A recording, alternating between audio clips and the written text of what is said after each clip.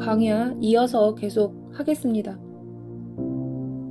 제가 예전에 장기간 금식하게 되었을 때에 제 생명과 건강을 완벽히 붙들어 주셨기 때문에 분명히 알게 된 건 일반 상식으로 죽을 수도 있을 만큼 굶을지라도 주님이 붙들고 계시면 건강하다는 거예요. 하나님께서 주시는 것이 이스라엘 백성처럼 40년 내내 만나와 메추라기 딱 2가지 메뉴만 주신다면, 만약에 그렇다면 그것만 먹어도 건강할 수 있다는 겁니다. 주님이 그 영혼에 대한 어떤 선하신 뜻을 위하여 건강 영역에서 고난을 허락하지 않는 이상 주님이 붙드시면 어떠한 악조건 속에서도 강건할 수 있습니다. 우리의 생명과 건강을 붙들어 주시면 이스라엘 백성처럼 40년 내내 그것만 먹고도 건강할 수 있다는 거예요. 실제로 이스라엘 백성이 40년 내내 만나와 메추라기만 먹고 살았잖아요. 그럼에도 건강하게 해주셨고 40년 내내 옷도 해지지 않았습니다. 이렇게 만약 예를 들어서 하나님께서 나에게 한 달 내내 혹은 1년 내내 또는 40년 내내 감자만 주신다면, 예를 들어서요, 원푸드만 먹고 살아라, 가령 이것이 하나님의 명령이라 한다면 감자만 먹고도 건강할 수 있다는 얘기죠. 하나님이 내 건강을 붙드시면 뭘 먹든 몇 개를 먹든 많이 먹든 적게 먹든 건강한 겁니다. 주님 주시는 게 내게 가장 좋은 거지, 아멘 하고 먹으면 됩니다. 허나 반대로 만약 하나님과 상관없이 내 열심으로 온갖 영양만점 음식을 풍부하게 챙겨 먹고 건강보조제를 하루 12알씩 챙겨 먹으며 산다 할지라도 아프고 병 걸릴 수 있다는 거예요. 하나님이 붙들어 주시지 않으면요, 아무 소용이 없습니다. 이 내용 너무 잘 알고 계시겠지만 다시 한번 말씀드리고 싶어요. 우리의 생명과 건강과 치료의 주권은 하나님에게 있습니다. 아픈 것도 치료하는 것도 죽이시는 것도 살리시는 것도 하나님께 달려 있습니다. 무슨 결론이 되었든 인간적으로 볼 때 고난을 허용하셨다면 그것은 우리를 향한 선한 뜻을 이루시기 위한 것입니다. 내 머리로는 무슨 뜻으로 이러시는지 도대체 이해할 수 없을지라도 나를 위한 깊은 뜻이 있으신 거니까 하나님 나쁘다 오해하지 말고 삐지지 말고 하나님의 선하심을 끝까지 믿으시길 바랍니다. 하나님 허락 없이는 참새 한 마리도 떨어질 수 없고 개미 한 마리도 죽을 수 없어요. 나를 둘러싼 모든 것은 나를 생명길로 인도하기 위해 나를 다루시는 과정 중에 필요한 거니까, 나를 살리려는 뜻을 두고 행하시고 허용하시는 거니까, 내게 유익할 만한 이유가 있으신 거니까 그러시는 거잖아요. 사도 바울도 사도 바울 몸에 스친 손수건을 갖다 대도 귀신이 떠나가고 많은 병이 낫고 천국의 3층천을 오가면서 엄청난 하나님의 능력을 받은 사람이지만 정작 자기 육체의 어려움은 고침받지 못했습니다. 사도 바울이 가졌던 육체의 가시, 여기서 말하는 가시는 작은 가시가 아니라 뾰족한 말뚝과 같은 것으로 그것으로 찌르면 엄청난 고통을 주는 것을 말한다고 합니다. 그래서 사도 바울은 치료해 주시길 간절히 간구하였지만 육체의 가시를 빼주진 않으셨는데요. 이렇게 육체의 가시를 허용하심으로써 사도 바울의 고치고 살리는 능력은 오직 주님으로부터 나오는 것임을 시시때때로 인지하게 되면서 이 놀라운 능력이 내 능력이 아니라는 것을 마음판에 새기고 교만하지 못하도록 하신 거죠. 나는 아무것도 아닌 인간임을 깨닫게 될 때 주님을 온전히 경외하고 의지할 수 있습니다. 나를 통해 역사가 일어났을 때에도 나는 통로일 뿐이고 주님의 능력임을 알기 때문에 주님께 영광을 돌리게 됩니다. 그래서 사도 바울이 나중에는 이렇게 고백을 합니다. 내 육체의 약함을 통해 오직 예수님만 자랑한다고, 이러한 은혜를 허락해 주신 주님께 감사하다고 말하죠. 우리에게도 어떠한 어려움이 올 때에 하나님의 선하신 깊으신 뜻으로 처방을 내리시는 걸 텐데, 그런 하나님께 함부로 내 기준, 내 느낌 들이대며 까불고 원망하지 않고 나를 향한 주님의 뜻을 먼저 여쭤보는 그런 저와 여러분이 되기를 기도합니다. 분명 하나님이 해결할 능력이 없으셔서 손을 못 쓰고 계신 것도 아니고 내가 겪는 일을 모르시는 분도 아니시잖아요. 분명 이것을 허용하실 그럴 만한 이유가 있으실 텐데 이게 일정 기간만 일 수도 있고 아니면 사도 바울처럼 계속되는 것일 수도 있고 이건 하나님만 아시죠. 이건 하나님 소관인 건데 중요한 건 우리가 어떠한 어려움 가운데 처해 있을 때에 무엇보다 먼저 주님, 제가 주님의 뜻을 알기를 원합니다.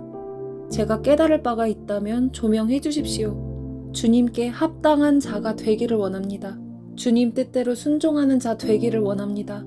라고 기도하는 저와 여러분이 되기를 바랍니다.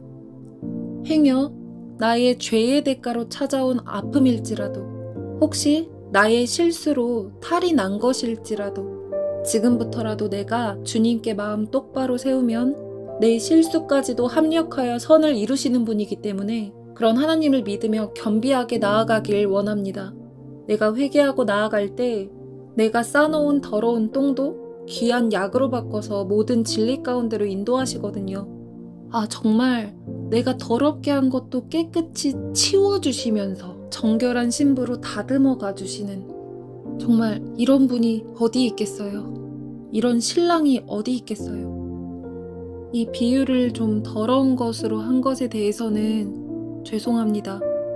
근데 저 개인적으로는 죄를 알면 알수록 더럽고 수치스러운 그것과 굉장히 비슷하게 느껴져서 가끔 이런 표현을 쓰곤 하는데요. 정말 우리가 진실로 회개하고 나아갈 때에 하나님께서는 우리를 어떻게 대해주시냐 하면 마치 한 번도 그 부끄럽고 더러운 짓을 안 한 사람처럼 한 번도 그런 짓 안 한 사람처럼 기억하지 않으신다는 거예요.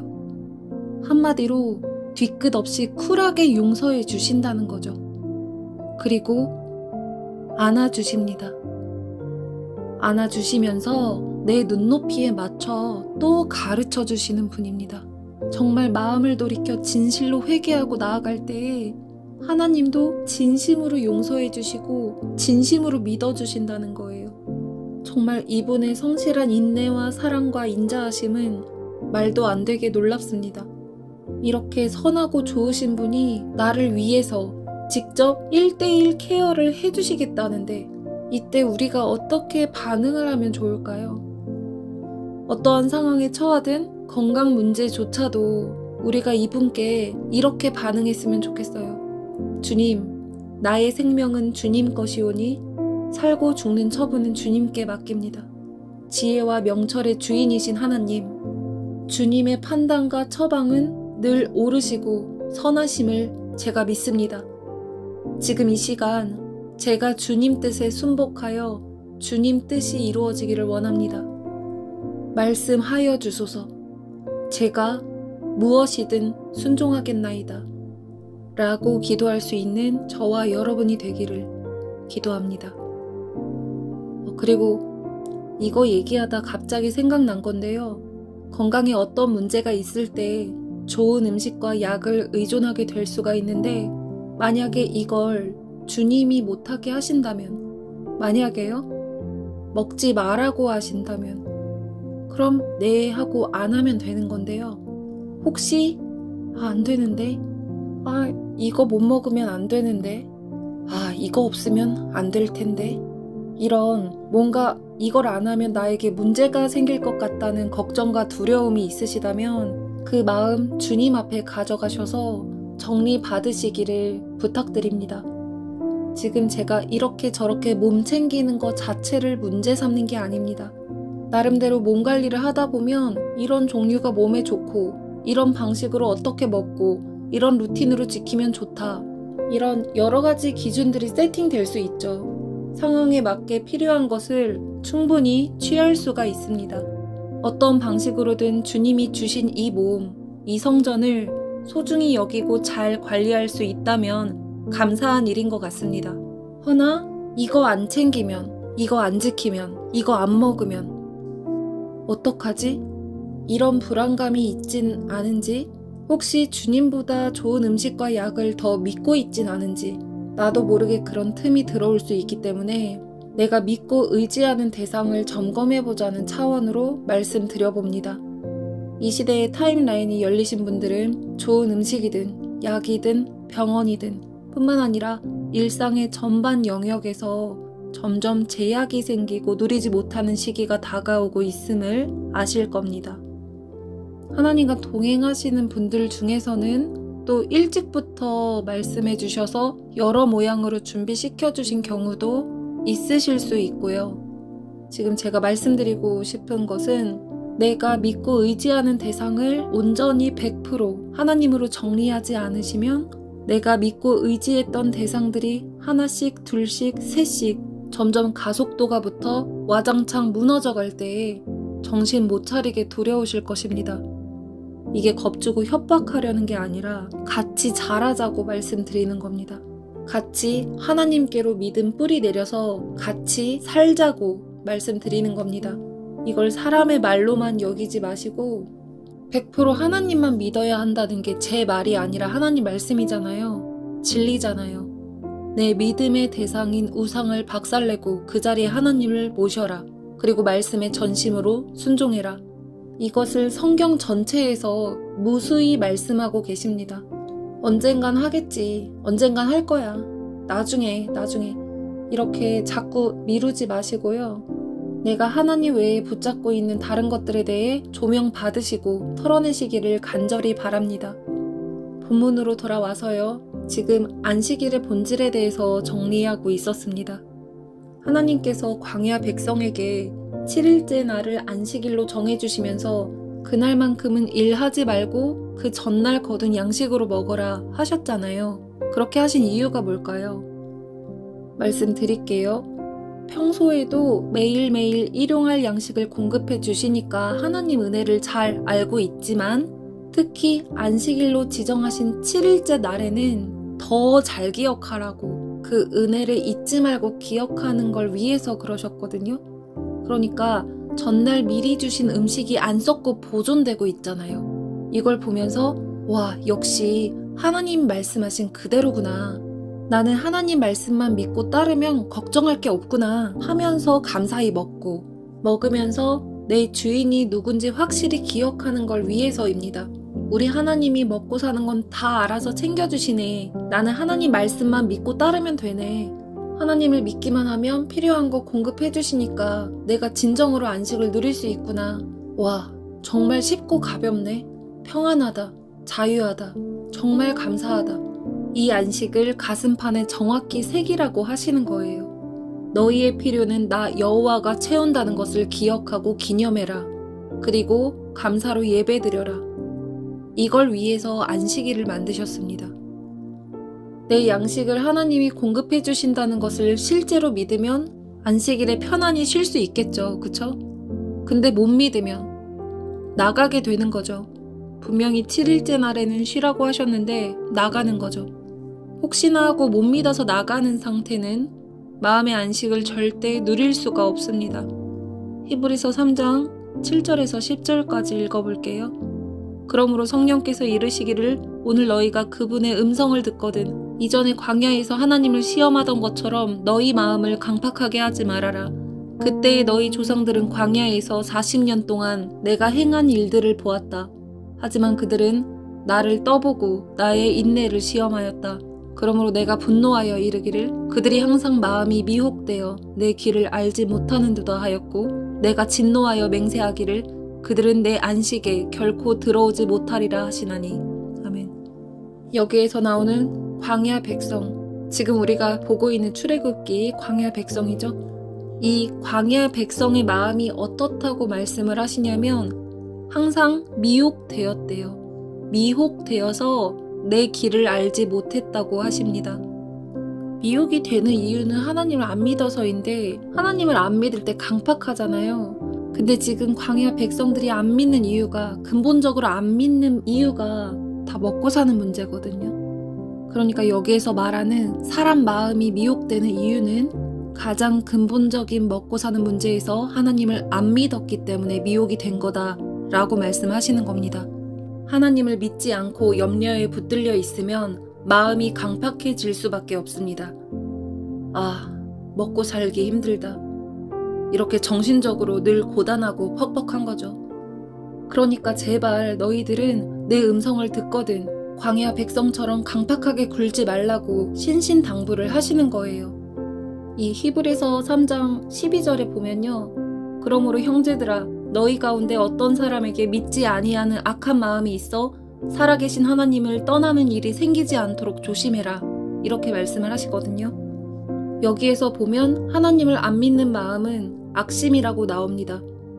하나님 말 못 믿겠어요. 안 믿겨요. 이거는 하나님을 거짓말쟁이로 여기는 거랑 똑같은 겁니다. 그래서 하나님을 안 믿는 건 악심, 악한 마음이라고 하세요. 그 다음 13절부터 19절까지 쭉 읽어볼게요. 오히려 오늘이라고 부르는 이 시간에 서로를 더욱더 격려하십시오. 죄와 속임수로 마음이 완고해지는 사람이 없도록 서로서로 돕기를 바랍니다. 우리가 처음에 가졌던 굳은 믿음을 끝까지 지키면 그리스도 안에서 모든 것을 함께 누리게 될 것입니다. 이것이 바로 성경에서 말하고 있는 것입니다. 오늘 그가 하시는 말씀에 귀를 기울여라. 이전에 광야에서 하나님을 시험하던 것처럼 고집을 부리지 마라. 하나님의 음성을 듣고도 따르지 않았던 사람이 누구였습니까? 모세를 따라 이집트에서 나온 사람들이 아니었습니까? 또 하나님께서 40년 동안 누구에게 분노하셨습니까? 죄를 짓고 광야에서 죽어간 자들이 아닙니까? 하나님께서 약속의 땅인 안식처에 결코 들어오지 못할 것이라고 누구에게 맹세하여 말씀하셨습니까? 그에게 순종하지 않은 사람들을 두고 하신 말씀이 아닙니까? 우리는 그들이 믿지 않았기 때문에 하나님께서 약속하신 안식처에 들어가지 못했다는 것을 알 수 있습니다. 아멘. 하나님을 안 믿으면 평생 마음이 강팍하여 진정한 안식, 평안을 맛보지 못할 뿐 아니라 하나님의 안식처로 들어갈 수 없다고 말씀을 하십니다. 그리고 히브리서 4장 1절에서 2절 이제 하나님의 안식처에 들어갈 수 있는 약속이 아직 우리에게 남아 있습니다. 그러므로 모두 조심하여 우리 중에서 그곳에 들어가지 못하는 사람이 없도록 해야 할 것입니다. 우리도 그들과 마찬가지로 복음을 들었습니다. 다만 그들은 복음을 들을 때에 그 말씀을 믿음으로 받지 않았기 때문에 유익을 얻지 못한 것입니다. 아멘. 여기서 보면 진리의 말씀을 무수히 들었으나 말씀이 유익되지 못한 이유는 뭐냐? 바로 듣는 자가 믿음과 결부시키지 않았다는 것이죠. 안 믿었다는 거예요. 이렇게 하나님께서 살아계심을 계속 보여주시고 알려주셔도 못 믿겠다는데 어떻게 해요?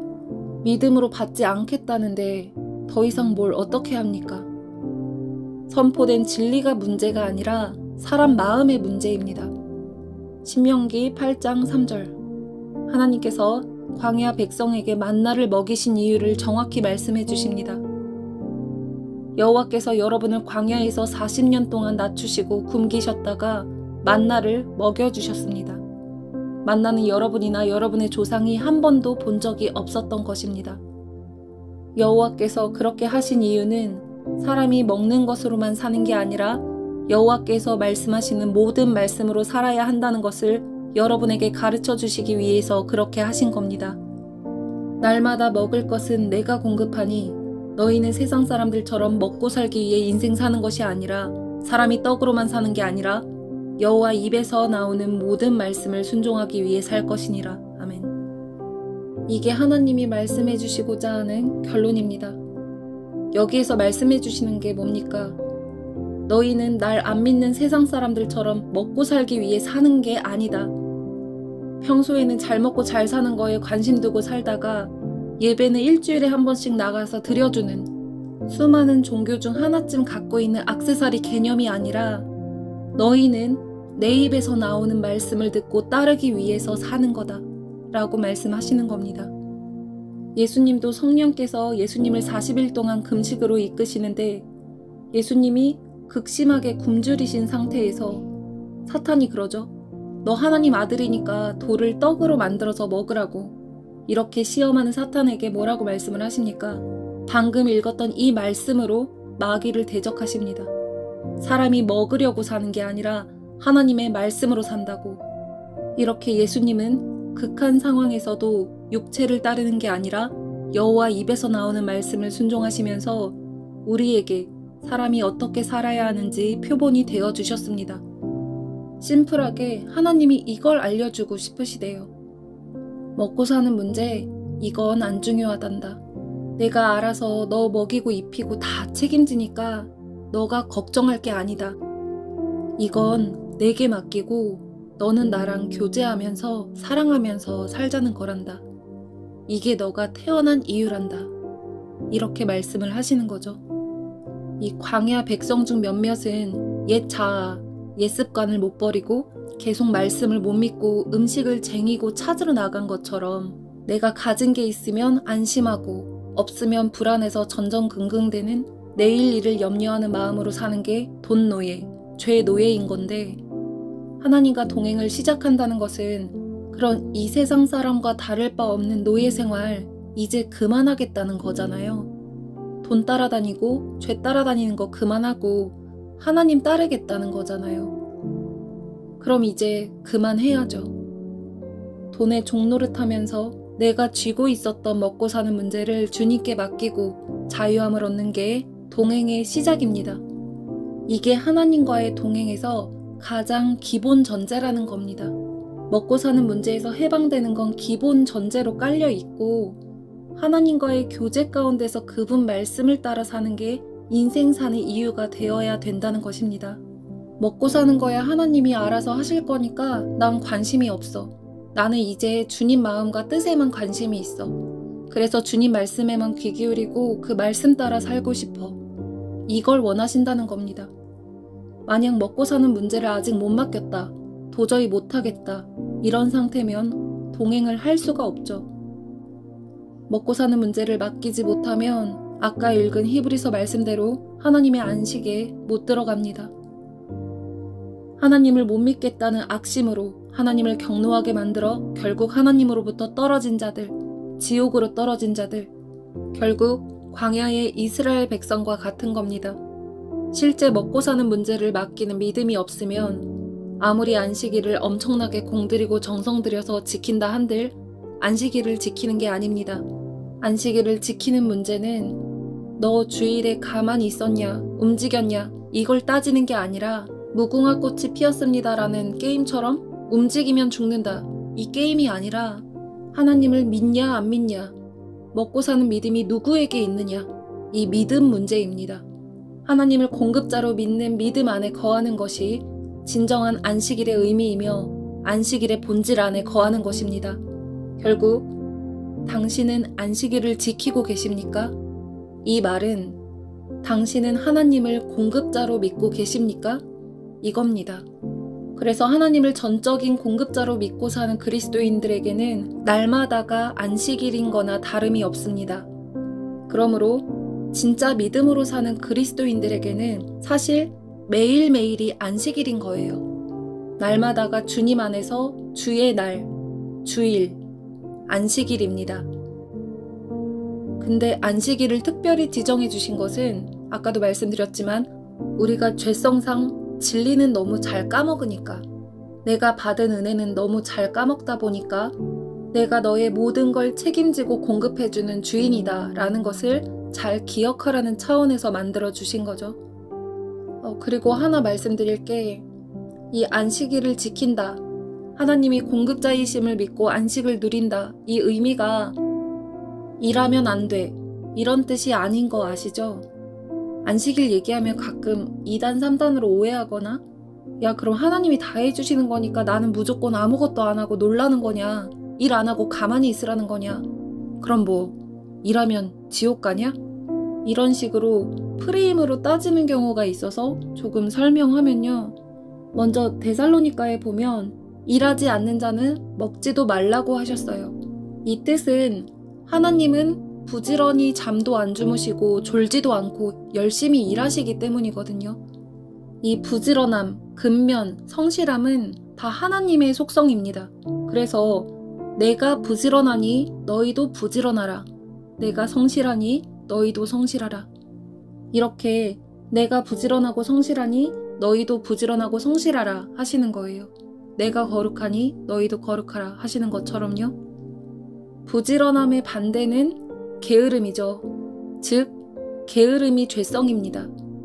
그러니까 일하지 않는 자는 먹지도 말라 하신 말씀은 게으른 죄성 부리지 말고 맡은 일에 최선을 다하라는 뜻으로 말씀을 하신 거고요. 예수님도 일하셨고 사도 바울도 일했습니다. 일하는 것 자체가 죄가 아니에요. 현재 주어진 일이 있으시다면 부지런히 성실히 하시면 됩니다.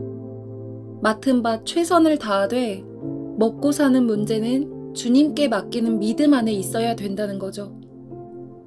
아니, 하나님이 다 챙겨주신다는데 뭐하러 일해? 일하면 안 돼. 일하고 움직이는 인간들 다 믿음 없어서 그러는 거야. 쟤 아직도 이래? 상태 안 좋네. 이러지 마시고, 만약에 진짜 먹고 사는 문제를 하나님께 못 맡겨서 믿음 없어서 일을 쫓아다니고 있는 거라면 당연히 죄가 맞지만, 실제 믿음 안에 거하면서 일하고 있다면 죄가 아니죠. 먹고 사는 문제에 자유한 안식일의 본질을 누리고 있는 상태에서 일을 한다. 그럼 아무 문제 없죠.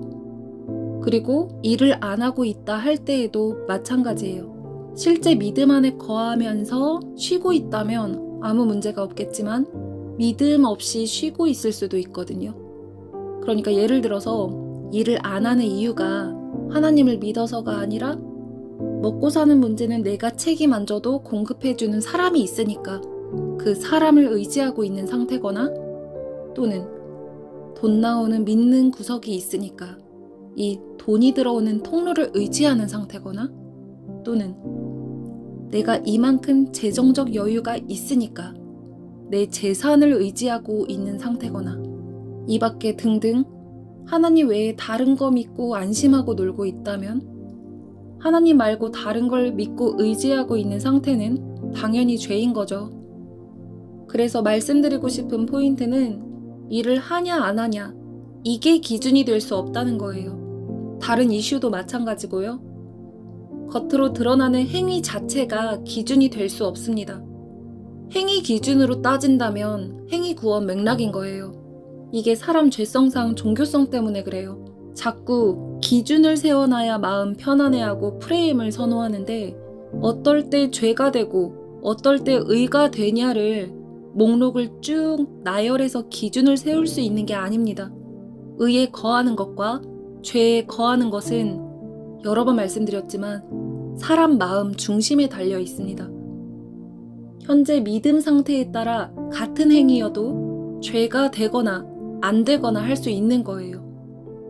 이 믿음 상태라는 것은 내가 지금 무엇을 믿고 있느냐, 하나님을 믿고 행하느냐, 아니면 하나님 외에 다른 걸 믿고 행하느냐. 하나님을 믿는 믿음으로 행하지 않는 것은 다 죄라고 말씀하셨습니다.